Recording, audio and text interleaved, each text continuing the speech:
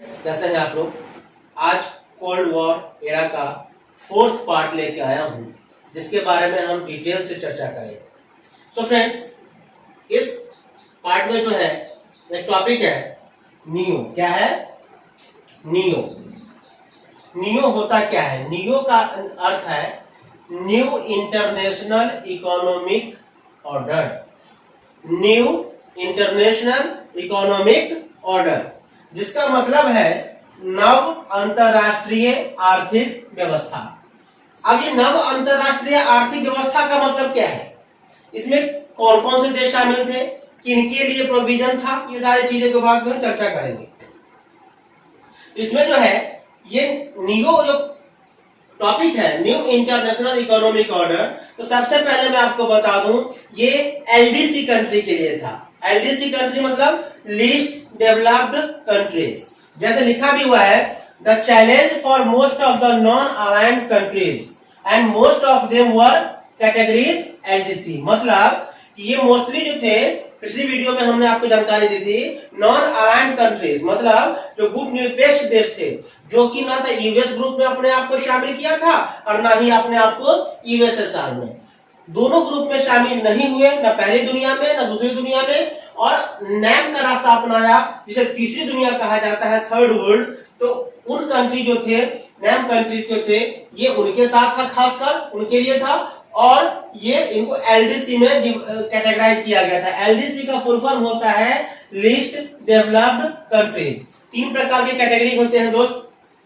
पहला developed country, जिसे हम विकसित देश कहते हैं हर तरीके से। दूसरा है developing country like India, China, Japan. और थर्ड होता है एलडीसी कंट्रीज, जिसे हम कहते हैं लीस्ट डेवलप्ड कंट्रीज। अगर हिंदी में बात करें तो अल्प विकसित देश। जैसे बहुत सारे देश हैं जो अल्प विकसित है अभी भी विश्व में। और दूसरी बात, 3 प्रकार के कैटेगरी होते हैं। पहला डेवलप्ड मतलब विकसित देश, डेवलपिंग विकासशील देश जो अभी भी तरक्की कर रहे हैं, डेवलपमेंट कर रहे हैं। और तीसरा एलडीसी लीस्ट डेवलप्ड कंट्री मतलब अल्प विकसित देश, जिससे दूसरों पर निर्भर रहना पड़ता है। उसके बाद है economic development was also a challenge for the newly independent country. जो नव स्वतंत्र देश थे एशिया अफ्रीका के और भी जगह के, उनके लिए क्या था कि नए नए आजाद देशों के लिए, नए नए स्वतंत्र जो हुए थे देश, उनके लिए अपने इकोनॉमिक डेवलपमेंट करना। मुद्दा क्या था? Economic development. इकोनॉमिक डेवलपमेंट का मतलब क्या होता है कि अपनी आर्थिक विकास। और आर्थिक विकास कब करेंगे?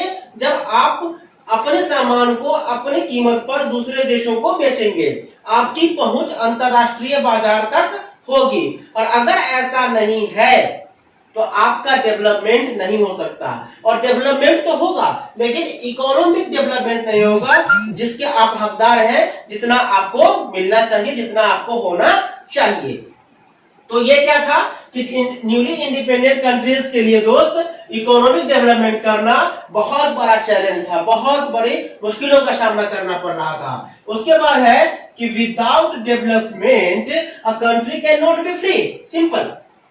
जिस तरह से एक इंसान पढ़ा लिखा है लेकिन he or she is unable to make choice right or wrong, गलत और सही की पहचान करने में असफल होता है, और तो उस सिचुएशन में उसकी शिक्षा बेकार चली जाती है। ठीक उसी प्रकार एक देश आजाद तो हो गया है लेकिन वो इकोनॉमिक डेवलपमेंट नहीं कर पा रहा है, अपना कल्चरल डेवलपमेंट नहीं कर पा रहा है, तो वो फ्री नहीं कहलाएगा। अगर हम दूसरे पर डिपेंड रहते हैं तो वो डिपेंडेंट ही कहलाएगा, इंडिपेंडेंट तो बिल्कुल नहीं कहलाएगा।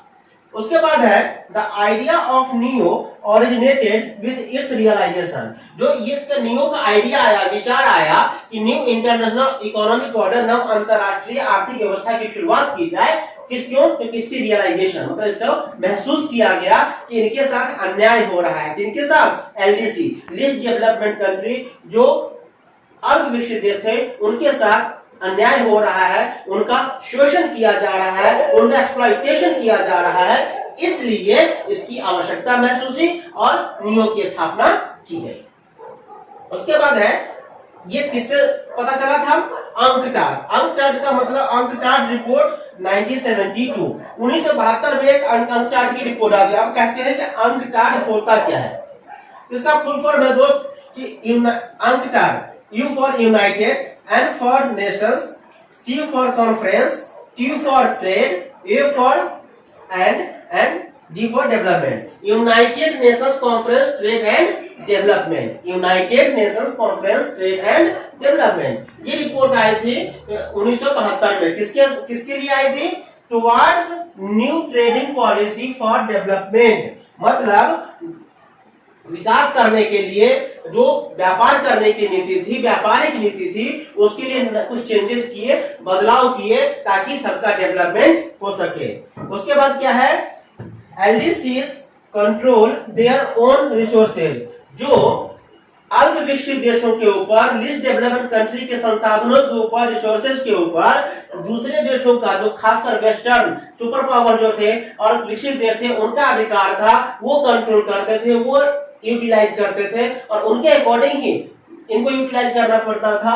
तो अब क्या होगा इस पॉलिसी के द्वारा, अंकटाड रिपोर्ट 1972 के बाद, कि इनके अपने रिसोर्सेज पे, अपने संसाधन पर इनका अपना अधिकार होगा और ये अपने तरीके से इस्तेमाल कर सकेंगे, जिसके कारण क्या होगा, ये अपना डेवलपमेंट कर सकते हैं, अपना विकास कर सकते हैं। सिंपल सी बात है। छोटा सा उदाहरण लेते हैं।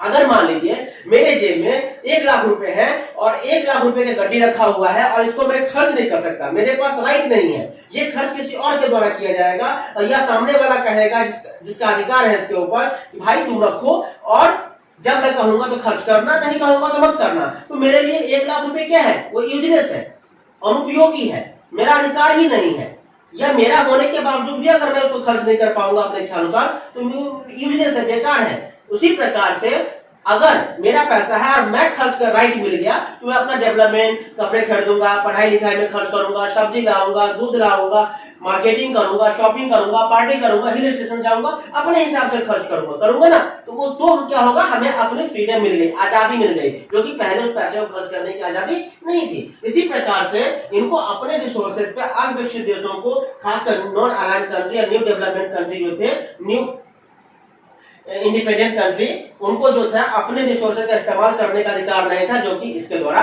उनको दिया गया नियो की फॉर्मेशन के बाद। उसके बाद है LDC obtain the western market to sell their product and get benefited. जो अविकसित देश थे, इस रिपोर्ट को नियो की पॉलिसी लाने के बाद क्या हुआ, इसकी शुरुआत होने के बाद जो ये अपनी पहुंच पश्चिमी देशों के बाजारों तक ले जाते थे और उनकी पहुंच हो गई, ताकि अपने इच्छा अनुसार, अपने कीमत पर अपने सामान को, प्रोडक्ट को बेचे और ज्यादा मुनाफा कमाए। जिससे क्या होगा, मुनाफा कमाने से इनका जब ज्यादा अपने हिसाब से करेंगे, विश्व बाजार इनको मिलेगा, अपना सामान वहां तक पहुंच के बेच पाएंगे और उनसे ज्यादा प्रॉफिट कमाएंगे तो क्या होगा, वो अपने देश में लाएंगे और उनका डेवलपमेंट होगा, विकास होगा। जैसे आज भी हर देश का रिलेशन, एक देश का रिलेशन दूसरे देश के साथ होता है, जिसे हम विदेश संबंध कहते हैं, जो इसी बुक के 4थे चैप्टर में पढ़ेंगे। भारत के विदेश संबंध, इंडिया एक्सटर्नल अफेयर्स, उस सब के बारे में हम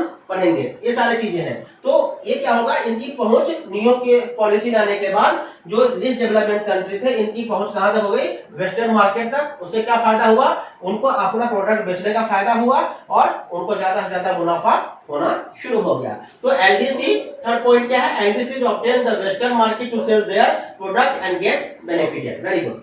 and last but not the least point, ये क्या है, reduce the cost of the technology from the western market. और क्या है कि दूसरे देशों से, खासकर पश्चिमी देशों से, यूरोपीय देशों से जो अविकसित देशों को टेक्नोलॉजी लेना पड़ता था, वो काफी हाई रेट पे मिलता था, ऊंची कीमतों में मिलता था। जिससे क्या होता था, इनको ज्यादा कीमत चुकानी पड़ती थी। मतलब कहने का मतलब ये है कि इनके पास तो कुछ था नहीं, ये तो खुद न्यूली इंडिपेंडेंट कंट्री थे, न्यूली डिकोलोनाइज्ड कंट्री थे, नॉन अलाइंड कंट्री थे, इनके पास रिसोर्सेज था नहीं, जो था उस पर यूरोपीय बाजारों का अधिकार होता था और यूरोपीय देशों का, और उसके बाद उनसे टेक्नोलॉजी लेने में इनको ज्यादा से ज्यादा खर्च करना पड़ता था। जिसके कारण इस न्यू पॉलिसी निकालने के बाद, न्यू इंटरनेशनल इकोनॉमिक ऑर्डर जो पॉलिसी थी, नव अंतरराष्ट्रीय आर्थिक व्यवस्था की शुरुआत होने के बाद अविकसित देशों को, जो पश्चिमी देशों से जो टेक्नोलॉजी लेते थे, तकनीकी लेते थे, खरीदते थे, उनकी जो कॉस्टिंग आने लगी, उनकी जो लागत होने लगी, वो रिड्यूस हो गया, कम हो गया। तो इस प्रकार से नियो की शुरुआत की गई